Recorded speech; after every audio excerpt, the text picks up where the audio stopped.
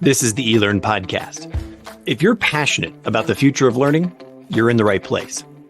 The expert guests on this show provide insights into the latest strategies, practices, and technologies for creating killer online learning outcomes. My name's Laddick, and I'm your host from OpenLMS. The eLearn podcast is sponsored by eLearn Magazine, your go-to resource for all things online learning. Click-by-click how-to articles, the latest in edtech, spotlight on successful outcomes and trends in the marketplace.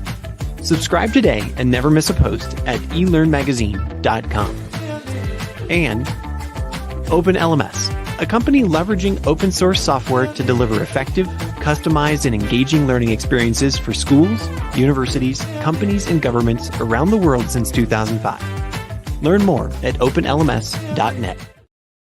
Hello, everyone. Welcome to the eLearn podcast. My name is Laddick, as you heard there, and I'm super excited today to have my guest, Jason Ty Kennedy. How are you today, sir?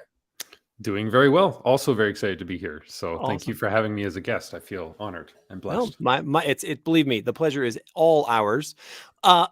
Just, really banal question. Where do we find you sitting in the world? Well, currently I'm on vacation. So oh my gosh, really? I lugged along my little portable podcast studio here and Nice. Brought my gamer mic down. But I'm in Kelowna, BC currently, but normally based out of Vancouver. Oh, okay, cool. Where, for those of us who are not Canada familiar, where is Kelowna?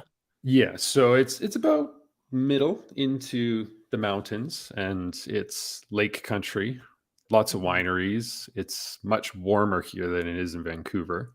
So around 25 degrees today, sun shines out. I was out playing basketball this morning. Nice. Yeah, no, that sounds I'm a Colorado boy myself, coming from the mountains, there's nothing like a crisp mountain morning to just make your day. That's so fantastic. Yeah. Love it here in Canada. You are what I like to describe. You are a learning strategist. You work for Electronic Arts. But rather than, as we always do here, rather than kind of reading out your bio, why don't you give us the 60 seconds on, where do you sit at EA Sports and where do you focus your time and effort? Yeah, and that's a really good question. And EA Sports is lots of people get trapped into that. We make a lot more than sports. Electronic Arts. I apologize. Electronic Arts. Yeah, it's all good. It's all good. But I come with about 15 years of learning and development experience. I've been with a bunch of different companies in my career and consulted.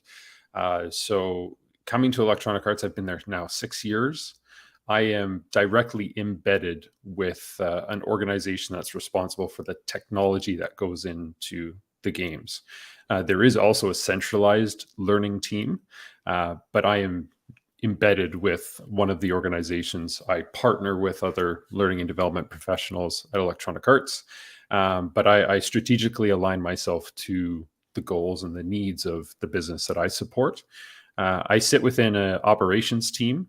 So I sit beside a PMO, lots of program managers and change professionals, and I am very closely aligned with a communications team as well. So we are the learning and communications team in my space. And you nailed it. I consider myself a learning strategist. I'm highly inspired about wanting to inspire change within the practice of learning and development, hence why I'm very excited to have conversations like this. And I have a bit of a vision of the future, so to speak, for the learning and development space. So that's why I'm so excited to come and chat with you today. Awesome. Now I want to get to that vision for the future. Give us a sense before we sort of dive into the topic for today. What does your ecosystem look like in terms of numbers? Like, are you touching like a team of like 10 people, 100 people? How large is EA in general? So like, what's, when you're making a shift in a learning strategy or you're doing like, what's the ecosystem you're affecting? And then how does that reverberate maybe?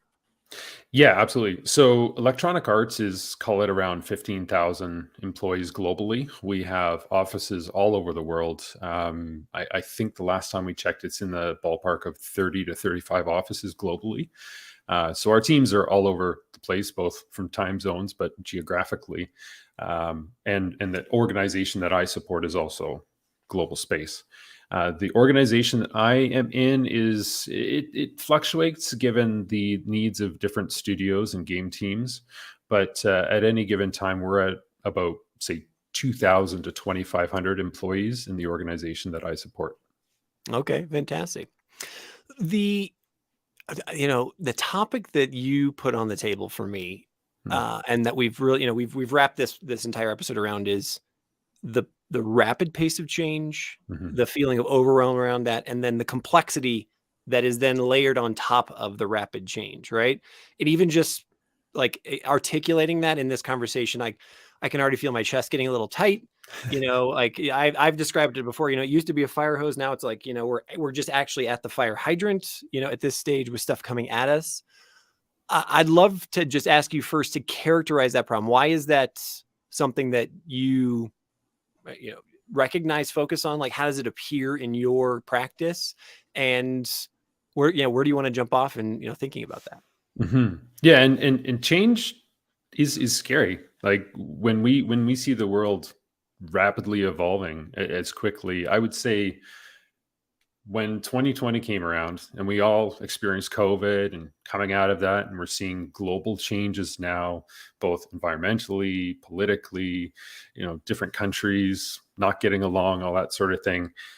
Change comes about quite quickly. And I think artificial intelligence is a great example. I was thinking this morning about how quickly ChatGPT came into the picture. I mean, we go back, we're in May of 2023 now. We're only 5 months into the year. I'm getting older, so years go by faster. Maybe that. Hey, this is gray hair, my friend. This is gray hair. Yeah, Believe me. I shaved this morning to hide all that. But yeah, it's ChatGPT is a great example. In the last 5 months, how disruptive it's been, not only from the adoption of users. I mean, there are over 100 million users per month. It's one of the fastest adopted pieces of technology that we've seen ever. So it's a great example for how quickly change comes about in our modern day.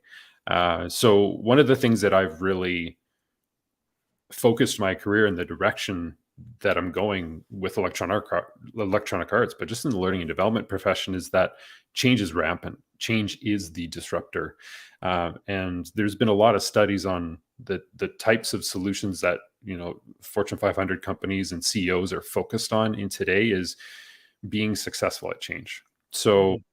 I realized early on in my learning career that change is inevitable, and that learning and development, the practices of that, when we look at ADDIE and traditional approaches, usually take a waterfall approach, kind of like a project management waterfall approach, where you'll go and you'll do analysis, you'll design, you'll implement, you'll measure success. I early in my career started integrating agile ADDIE into my workflow and how I partnered with businesses. So it was advantageous for me to do that because I was attaching myself to the needs of their business versus what the definition of the project was. Mm. And it's that close alignment, I feel, that has been the success in my career. And it's something that I've really leaned into and become passionate about, is to look at change as not a scary thing, but as an opportunity to really deepen your relationship as a learning professional with the success criteria of the business, and working very closely, uh, just associating yourself to that. And there's lots of different things that we do at Electronic Arts to do that, and that's what I'm excited to talk about here. Okay. So, weave in complexity in that thought process there. I agree. I don't think there's anybody who would disagree that, yeah, change, is something that we all struggle with every day. I mean, and it's something that you're kind of confronted with a new piece of change. It seems like almost every day, like something shifts, there's a nudge, or there's a new something that shows up. What are your thoughts around, is there increasing complexity in that as well in the learning space? We've already broached, you put it on the topic, of AI entering the scene now. Mhm. But we already had complexity as well, beforehand, in terms of how the pandemic disrupted learning and work in general and whatnot. And so tease that out a little bit for me. Like, how do you approach, and what does complexity mean to you? Yeah, that's a really good question, because And I'll use the example of artificial intelligence and how that's come about. If we look at the skills needed to produce tools that leverage AI to do work, like say, for example, we're developing a game, and to develop the game, there has to be a tool set employed for, I don't know, artists to go and create a face. There is that deeply technical skill set required from a software engineer to connect AI to a data lake and to do some cool stuff. I'm not an AI scientist or anything like that, so I can't get into the perfect detail around it. But there are those highly technical skills required to use those types of platforms. But there's also, from a complexity standpoint, the effects of AI across an enterprise. Like AI is going to start to work itself into the way that all of us work. And Mhm. I think that even just for you and I, not being data scientists or engineers or anything like that, we're going to start to implement AI into a workflow. I've started using ChatGPT when I want to draft a communication and bounce some ideas around and be creative. But it's going to be deeper than that. It's going to be how our HRIS systems work. It's going to be how our learning management systems work. It's going to be how we author content. So when we talk about continuous change, high complexity, high disruptiveness, I think that AI is a really good example to kind of paint the picture that it's going to touch a lot of different aspects. So when we approach learning solutions in this, say, given environment, it's very important to be very close to the business and understanding their desires, their needs, and their intended outcomes, and to be able to align very quickly to those changes that businesses are going through and will continue to be going through, because change is so quick and so rampant today. And that's what I'm really passionate about. Mm. How has that started to play out in your own career? Before I kind of talk about your like, you, I don't know how long ago did you join EA? Like Yeah. you recently made a move. You've taken choices to realign your career and what you're passionate about. Why was that important when you think about here's how I'm going to address this topic, or here's I'm going to work on this topic? Yeah, it's kind of multifaceted, and I'll rewind a bit, like to when I was talking about implementing like an agile ADDIE approach to my workflow. So when I worked in the energy sector, this is probably going back 10 years ago, and starting to work in there, they were doing a lot of digital transformations. I was supporting supply chain organizations, so I worked with process improvement teams. I worked with change management leaders. I worked with a program management office. And that was a really, really unique opportunity because learning was very closely aligned with how the business was evolving. And it was moving from a very, not archaic, but a very non-technical type environment, and moving their warehouse systems and how they requisition, how they move materials through supply chain into a very digital system. Hmm. So there was, SAP integrations and a lot of digital transformation happening in that space. And, the traditional methods and that I had learned through learning and development were hard to keep up with change. So it was in aligning myself as a professional with change professionals and employing that agile ADDIE approach. I read an article online. I got really passionate. I started becoming more involved in the change initiatives and the change professionals. And then I started modifying how I was approaching learning in the past. And over my career, I've really kind of developed that skill set. And when I came into electronic arts, one of the first things that I chatted about with actually a couple leaders, and they asked me was, because I'm in a learning and communications role, they say that employees are inundated with all kinds of messages, emails, system notifications, changes from the industry coming in, new technology being adopted. How are you as a learning and development professional going to be able to grab their attention, align closely with them, and be able to affect change and be able to implement new skills, be able to communicate to them what the most important thing they need to know today is? And that was my challenge coming into electronic arts 6 years ago. So it was through that challenge and having to be innovative and adopt new ideas and take a different approach to how we connected with employees that really started to spark my desire to lean into this uh, learning strategist type role and think about how we could approach learning very differently to best align to employees and their desires. Mm. So take me down that. I mean, we have a bunch of different directions that we can go. Mhm. Um, Talk to me about how maybe you approach, um, a non-hierarchical or a different way of looking at the structure behind how I learn, who I communicate with, how how I anticipate or deal with complexity in this change coming at me through building communities. Yeah, so that's the key word there is the building of communities. The communities have been uh, very rewarding for us to connect with employees and meet them with a value proposition. So, what I mean by that is, on the comms side of things and connecting with them on change that's occurring, we found an opportunity to link our goals from a learning perspective with the comms efforts that we were taking in connecting with employees. And it all started when I first joined Electronic Arts. There was a meeting that some of the top leaders would go and share on a monthly basis some of the new technology that was coming in, having conversations about where they wanted to take the business and their goals for the year and what new tech they could implement, all that sort of thing. And I saw an opportunity to make that more of an inclusive event and start to engage those types of discussions with employees more broadly.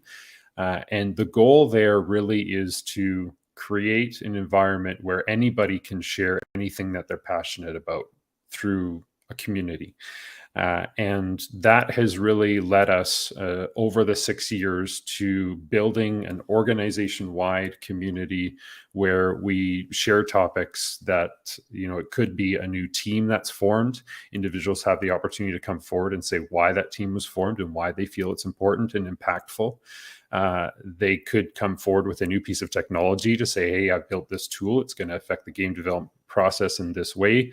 I'm speaking today to share that in creating awareness so that other teams can adopt the tool. It could be a town hall Mm-hmm. or a podcast where we're just having discussions to get insights from leaders on how they're thinking strategically about where the business is going or where their goals might be focused for the year. So through this community, we've been given an opportunity to have a narrative with everyone. They understand where we're taking them and some of the directions that our organization is going. And when people talk about the goals of the business, they understand through the community what those goals are and how they're going to impact. The benefit always is there's a benefit for somebody coming forward to share a topic. So we focus on that. Everyone has their why when they come into these community discussions. But there's also value there for the audience, something that they can take away.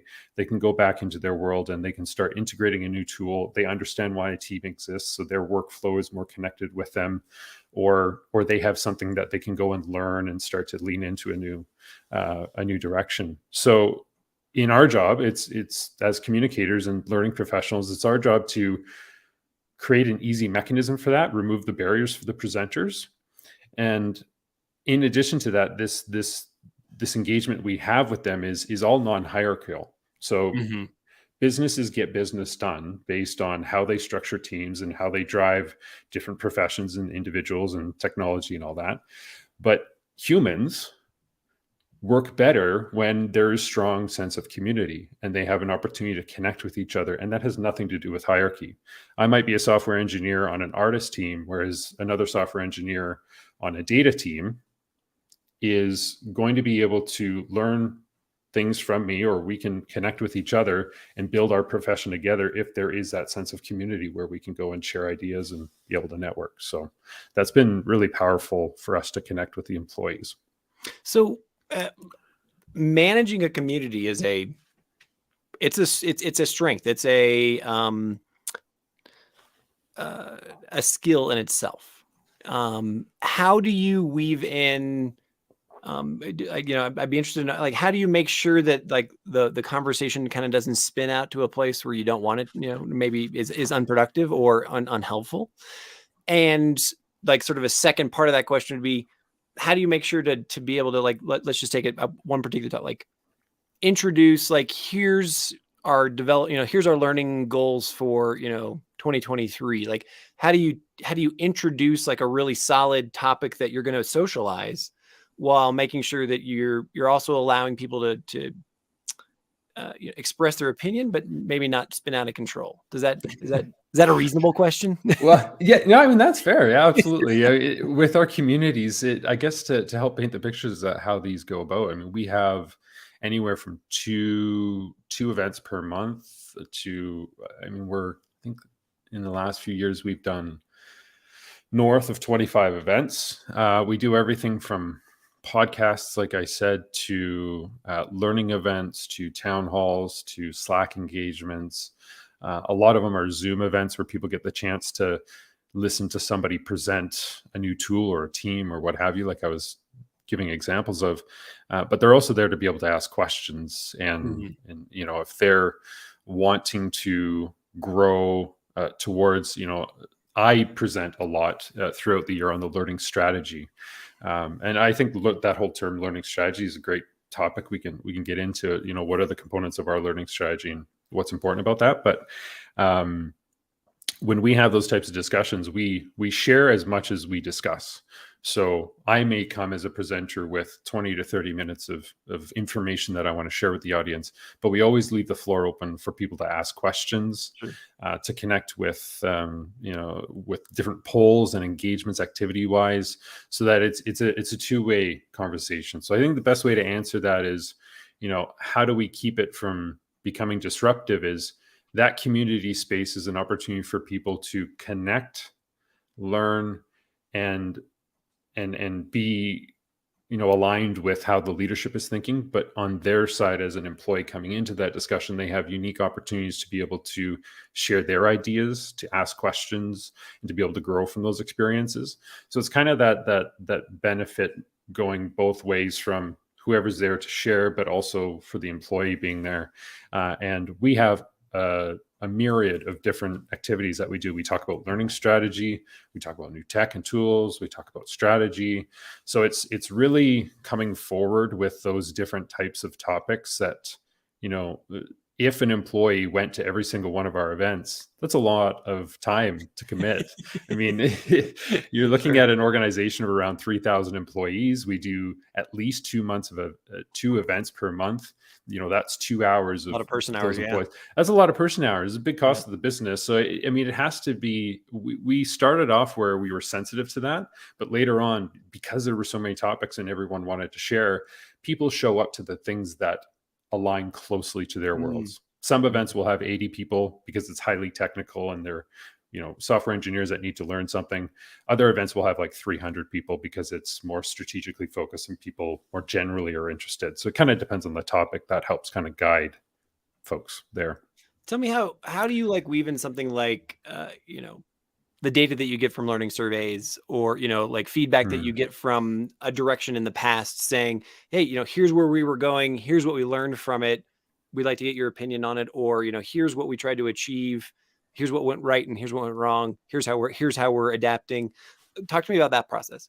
Yeah. So I'm deeply passionate that to really connect with a business and be able to bring solutions to this disruptive change that we see, and kind of help build learning of the future and really instill a learning culture, that the whole community in that discussion is what we use as an anchor point. It's kind of like the foundations of a strong house. Your foundation is going to help, you know hold up the house type Yeah. thing. So for our learning strategy, that community is really important. We learned through creating it over the years, and having that connection with the employee helped us implement the learning strategy. So when we talk about, the outputs of a learning survey, that's something that is another really strong engagement point. I will go on a annual basis and report the results of our learning survey that we conduct with employees. And the intent of the learning survey is to capture their learning desires through a given year. And because we do that annually, we have a history of where the business was or where they were focused in previous years and where they are today. So that's very helpful. We have different learning categories that exist within the learning survey because our organization is very technology focused. We'll have data professionals, software engineers, business leaders, all that sort of thing. And they all have different learning desires. And because technology is changing so fast, or because their careers are changing and the business is evolving and maturing, they're focusing on different areas of their career, both professionally minded, how to lead teams, but also technically on the tools that they use. So when we go back on an annual basis and report the findings from our learning survey, this is a really important discussion with the community at large to identify what are going to be the target skill areas that we're going to focus on in the next fiscal year going forward. So that community is a lever or mechanism that we're able to pull that helps us be successful with our learning strategy. We are closely and deeply connected with the business and the employees because I'm the host of a lot of these discussions and they're used to seeing me. So when I come forward, sharing the results of the learning survey and saying, because we care about a culture of learning, and on the backs of this data, we're going to take these actions throughout the year, and that's going to shape our discussions that we have, the experiences that we have together. And you're going to not just see us taking a certain direction, you're going to feel it, and you're going to be able to involve yourself in the process and learn with us and go on a journey together because of that tightly knit community.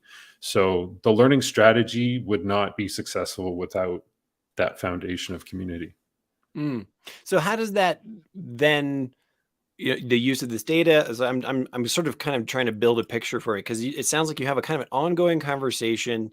You're definitely bringing in data from past efforts. How does this shape how you develop your learning strategies in terms of business goals, in terms of, breaking the mold and taking a chance, in terms of, what are you going to do to target essentially your content strategies for the different aspects of EA? Mm-hmm. Yeah. So great question. And in equal importance of identifying those learning desires is aligning your learning strategy with the strategic needs of the business. So I kind of look at it as two things. There's the learning desire that employees communicate to us. And when I say employee, I don't just mean individual contributors. A director is an employee. Mhm. Middle management leaders are employees as well. So when we collect those learning desires, we're collecting it for the whole business. So we're very data rich there to understand different teams, different studios, different levels of leaders, where learning desires are. That's all very insightful. But then we align what we're going forward in the next fiscal year with the strategic needs of the business. So they identify goals on a yearly basis, and we will have conversations with them multiple times per year, divided out by the different business units that we have within the organization that I support. And I identify, say, 3 to 5 key goals that link with their strategic direction, and we align the learning needs with those goals. And you either have 3 situations. You have one situation where the learning desires are disconnected from strategy of the business and their goals and where they want to go. So you have to kind of figure out from a learning strategy perspective, okay, what are the gaps to try to bring that a little bit closer? The second situation is you have perfect alignment, where the learning needs of the organization and the strategic priorities of the business are a one-to-one match. Well, learning strategy is pretty easy in that situation. But what you find is scenario 3, where you'll have learning desires that are somewhat closely aligned with strategy, but a software engineer might be very technically focused on, I need to develop these skills in Python, where the business goals might be, we need to integrate more effectively AI in how we develop games, or how we're going to create faces in games in the future. So there is a bit of work that needs to occur there to clearly align where that technical skill might come in with that goal that you're working on. And that's the work that we do when we look at the output, the data set from the learning survey, and start to develop the content strategies. It's understanding the strategic priorities of the business, and that kind of where the gaps are in the middle, and trying to connect things to develop Mhm. a content strategy going forward for the next year. Without putting you on the spot, is there a moment in recent history or during your tenure there that where you made a choice for, a direction, or you looked at the data and said, hey, we want to build out this content or whatever, and it was a flop? Mm. I think Well, that's one of the things that we like to talk about our successes, but I'm always interested in those failures as well. And like, how did you bring that back to the community? Was it transparent? Was it like, hey, look, we thought we were going to be doing AI integration to create better avatars, but that actually didn't work out because of X, or what's that situation like? yeah, well, I think that's very cultural based. Mhm. And without getting into any privacy concerns for Sure. Electronic Arts, to be Yeah. like, hey, this is where we failed. Um, it's I think just that word failure for you know a majority of the population out there is a negative word. Mhm. That word fail just has a heaviness, and it just doesn't feel good for most people. But I am one, truly just myself, and kind of, I don't know, just the way that I am. I really enjoy a challenge. I really enjoy learning, and that's why I got so passionate about the learning profession early on in my career. Is uh, I, early in my career as a training facilitator, had just as much fun learning from the audience, regardless of the topic that we were talking about during the day. Uh, I was just as passionate about learning from them as the stuff that I had to talk about for the day. And that really led me to becoming a business partner, and how I grew through my career, moving from training facilitator to instructional design to align with change professionals and that sort of thing, is because I had this passion to continue learning about the business and how we can make more positive impacts, that I kind of started to lean into challenges and looking at those as opportunities. And anyone who's a change professional thinks about failure as experimentation and innovation is really important to be able to grow and to learn. So when I came into Electronic Arts, what I was really blessed by is that Electronic Arts has created its complexity that it lives in since day one. They started making games in the late 80s into the early 90s, and innovating and creating technology to be able to produce bigger and better games. And we've created this complexity monster that we live in today ourselves. But it's created that culture of innovation, experimentation, and not looking at failure as a negative, but as something you can lean into. And you know failure is only a negative thing if you don't learn anything from that failure. Mhm. So I always look to learn something from the things that we do.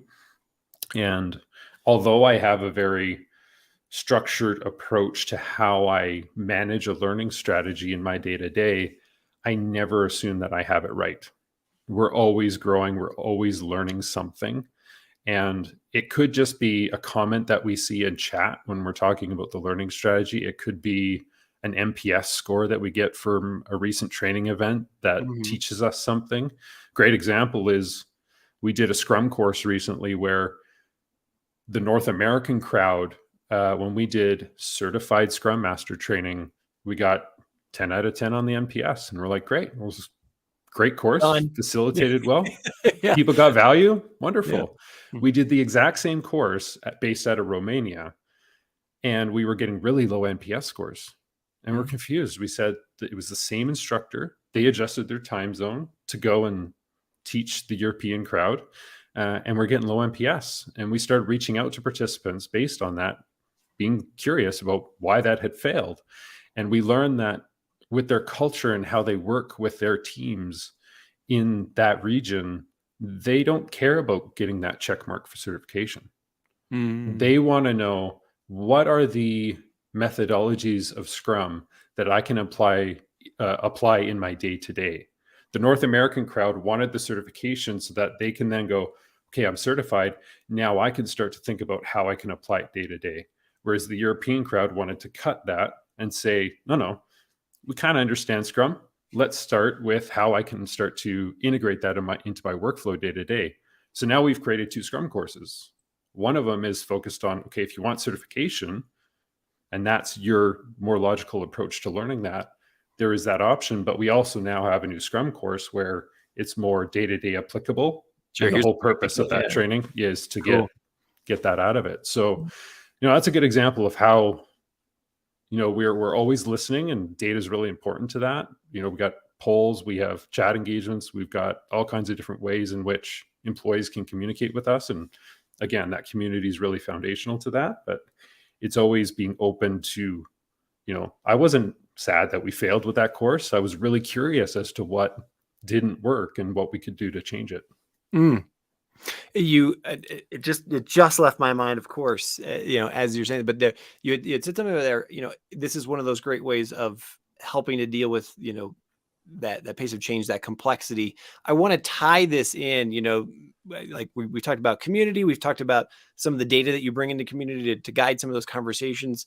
One of the things that fascinates me, and I'd love to hear your perspective on this, is then I know, we all know that one of the ways to reduce overwhelm around change and complexity is to give yourself a target, right? Like have a vision that you want to achieve, right? Because then that should be a North Star guiding light into decision making around, are we going to adopt this technology? Are we going to go that development path? Or, we're going to create this next, game.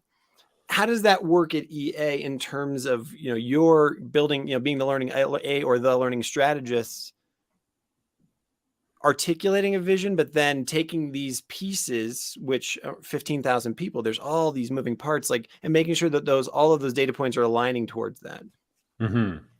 Well, I think it's our team very early on started leading into the importance of a learning strategy, and we defined what that long-term vision was, and then we made everything that we did in contribution to that. So that's something that, regardless of the employer that I have today, I mean, Electronic Arts is a place where I get to pursue my passions. I get to experiment. I get to try new ideas out. I'm very autonomous in the way that I work. We were talking before the podcast started about asking for forgiveness, not for permission. Stop, you're ruining my strategy, bro. and that's really, I mean, that's one of the aspects of how I work as a professional is I will set a long-term vision, whether it's professionally, with my team, we set out long-term visions, or just myself and my career. I really believe in a future of learning and evolving the learning and development profession to be able to meet the needs of business in this ever-changing, rapidly, disruptive environment. But it's leaning in with that kind of energy and that mindset to say we're willing to get scrappy, we're willing to try different things with that long-term vision in mind. So AI is a perfect example of that, and how we are going to start to integrate different tools into our workflow. And that's really going to help us be better equipped to do our jobs. We're going to get more effective in how we do things. Like the cool things with ChatGPT is watching software engineers reduce their time in coding and be able to improve their check-in through some of the tools that they're integrating into the workflows, where an AI agent can help them with their coding practices and that sort of thing. But, for us laymen like me that, it's not a software engineer, I have started using ChatGPT to be more creative and to start leveraging those types of tools. So I'm really excited to start leaning into what automated tools and that sort of thing that we can start to use as learning professionals. I'm really interested in, the outputs of our learning survey. Can we start to leverage AI in defining what course recommendations that we could use? So if we look at learning platforms like Coursera, O'Reilly, Udemy, LinkedIn Learning, all that, there's libraries of content out there that's we're faced with kind of this chaos of all this content that Yeah, we're exists. overwhelmed with choice in that particular case, right? Yeah. It's a cool place to be in. I mean, I Yeah, remember sure. in my profession, we had to create everything ourselves or go like Yeah. purchase these that Yeah. at exorbitant rates, Mhm. and they were outdated and they weren't a lot of fun. I remember the videos that you used to play; they were like from 1994 around AdCar and change management. They were painful, Yeah. but thankfully today we're blessed with all of this choice. But the challenge that comes, I think, today is, we're lucky to have that data set of learning desires, but is there a tool in the future where we don't manually have to go into the sea of content and try to map the learnings or the courses to all of that data? Can we leverage artificial intelligence to start to make those matches for us, and then we're there to kind of curate how those outputs are starting to look? I think future opportunities in that space is going to be really exciting to help us define content strategies faster and more effectively, because a software engineer might not need to take a whole Python course to understand the specific task they're trying to get done. They might be able to describe their workflow a little bit with some keywords, and I might be able to leverage that as a learning professional to make a recommendation that you don't need to take 18 hours of training. You just need to go watch this 1 hour video. That's chapter 4.3 of the Python course on Udemy. So, I myself, not being a professional in that space, it's hard for me to go seek that out, make Mhm. those recommendations, but I think AI is going to be able to help us out in a So, cool way with that. as someone, I think that you've really kind of teased out another question here, is that as the learning strategist, it's by definition a bigger picture role, right? And while you're curating the community, working with leadership, et cetera, to kind of move that vision forward, where do you look at in terms of multiplying your efforts, or maybe bolstering your efforts through division heads, director heads? I mean, for lack of a better terms, somebody who can champion whatever is necessary Mm. in different parts of the business to feed, bubble up to you, so that again, getting those data points to align. Yeah, and that's great question. It's part of how we approach when we have a base of data. We're starting to define the goals and align with those with our content strategy. We then start to partner with the business and make those connections where those subject matter experts can help guide us to the priorities. I'm not going to pretend to be the professional of what a data team needs for their learning strategy in the next year. I'm not going to assume what the software engineers need or the program managers in that space. I have to start to partner and create relationships with individuals in those different business units to help guide me as a learning professional. And then I'm there to help remove barriers for those type of subject matter experts to be able to implement learning solutions very quickly. That's what I'm good at as learning professional. So throughout the year, I call them learning champions.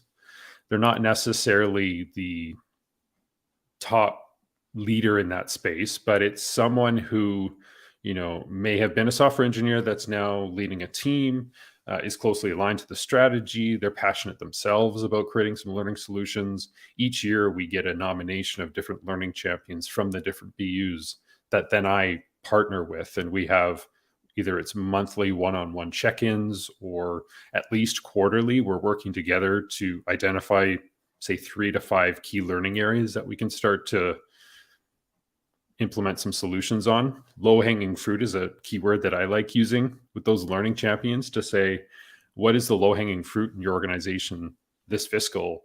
What training can we implement? What event can we help facilitate that would really make an impact in your strategic priorities for the year? So the learning champions are key for us to be able to go and implement strategy over the year. Cool. I want to kind of round out our conversation here with the last question that, we've talked about the communities, we've talked about using data to feed into those communities, and how those conversations, we talked about aligning them towards a vision. We were just kind of you were putting on the table of being able to multiply yourself in order to have those champions within it. So then, where do you position yourself as a learning professional within an organization like this, Hmm. fairly large, global, everything, in order to be most effective and assuage that, again, the complexities and the pace and that fear around change? Like what's your recommendation for where should you be? Well, I'll start with, um, I have a mentor at Electronic Arts, and she's been really impactful in helping guide my career and really help. She's really helped provide some clarity about the things that I'm passionate about. So, I'll bring problems and opportunities and share with her how I'm thinking about learning strategy and that sort of thing. And she's helped provide clarity on kind of how she sees me going forward and really defining for me what I'm passionate about and where I want to set my North Star. So that's really helpful. And the key that came out of the conversation recently was performance consultant. Hmm. So I see myself as a learning strategist. I'm inspired by helping create a culture of learning in an organization and leveraging community and all that sort of thing. But when it comes to the outcomes and helping the business realize strategy, you are a performance consultant, and it's from that I think has helped define for me where I fit in the organization and how it's important to be strategically positioned. And I do feel I'm very strategically positioned in my role as a performance consultant, uh, contributing in the role of learning and communications. Through communications, we've been able to build this community. And through the skills that I bring, I'm bringing learning solutions for the specific business that I support. We're aligned with the program management office, and we sit within an operations team. So we're in the right places at the right time to have conversations about where the business is going and to be able to align with those needs. And I think it's really important as a learning professional in today's market to be strategically positioned, to act as a performance consultant. And being strategically positioned in the business is very key. This is something that, if you're a learning professional listening to this podcast, it's important to have those types of conversations with the leaders that you work with to be able to create opportunities for you to make the biggest impact. And that performance consultant is that approach, that mindset is really important, I think, to get yourself closer to that. We have, like I said, a centralized learning team at Electronic Arts. They do all kinds of amazing work as a learning team to build talent development solutions enterprise wide, to focus our DEI efforts, diversity inclusion, to help align to the security needs. Informing individuals of how we should be working and how we shouldn't to keep things security. There's lots of learning involved in that. There's a learning management system that we have. They have their own data that they look at on a day-to-day basis. So there's a lot of services that they provide enterprise wide. I'm strategically positioned with the business that I support, the technology group, to be able to focus on the needs of my BU, but I'm also very closely tied with them to be a better performance consultant for my organization. So there's things that we leverage from each other. And through my career, I've really enjoyed, this is why I consulted a lot for many years, as being an embedded partner. So not Mm. necessarily working in the human resources organization, but I really enjoy getting my hands dirty and working with the business on rolling out that new SAP training. Or when I worked for the government, implementing the new health and safety procedures and training officers to go out and do inspections and that sort of thing, because I felt way more impactful working with prevention officers than I did for the government at large. So it's Fantastic. it's it's Yeah. that kind of approach, I guess, getting your hands dirty. As I always find with these conversations, an hour has almost passed, and I feel like we're just getting started. But I have to tie us in a bow here, unfortunately. One final question: if somebody wants to continue the conversation with you about any of these topics, creating, aligning a vision, creating a strategy, being embedded, as you were just talking about, creating community, learning communities within your organization, what's the best way for them to reach out and get in contact with you? Yeah. So, as I said earlier, I am wildly passionate about this whole, how to effectively implement a learning strategy. I don't feel like I've got it all figured out. We have 5 things that we do today with the learning survey, learning report. We develop content strategies. We have a training fund that we leverage, and we identify skills of the future. But if there's anything else that people are working with, I love having these types of discussions to hear what people are implementing. I try to do as much externally as I do internally. So I try to connect with people on LinkedIn. I'm always open to having these types of conversations. I presented at DevLearn last year and met a whole bunch of amazing learning professionals thinking really differently about learning. I often go on calls with solution providers just talking about some of the challenges that we have at EA and how new technology or new tool sets can help bring about solutions that maybe I wasn't thinking about. This journey that I was talking about before about what kinds of AI tools that we can start to leverage in learning. I'm having conversations with different companies that are bringing about new solutions because I want to start thinking differently about the learning space. So I'm always open to connecting with individuals. It's written into my LinkedIn profile. If you're somebody that would like to chat, Connect with reach me. out. Yeah. Exactly. So, I'm always open for discussion, and whether it's mentoring that people are looking for, I'm always down for that. Whether it's consulting and just having a conversation with an organization that wants to think about learning differently, or it's a company that wants to introduce a new tool, or a podcaster like yourself, that wants to have a discussion around e-learning, and that I really enjoy these opportunities, and it's what I'm wildly passionate about. So, I mean, it's no sweat off my back to have a conversation with pretty much anybody. Fantastic. So hit Jason up. We will put your LinkedIn in our show notes as well. But for anybody watching on Facebook or YouTube or LinkedIn right now, here's your opportunity. Jason, thank you so much for taking time out of your vacation Of course. to have this conversation. I'm glad that you're wildly passionate about it. It was super valuable, and I look forward to another opportunity in the future.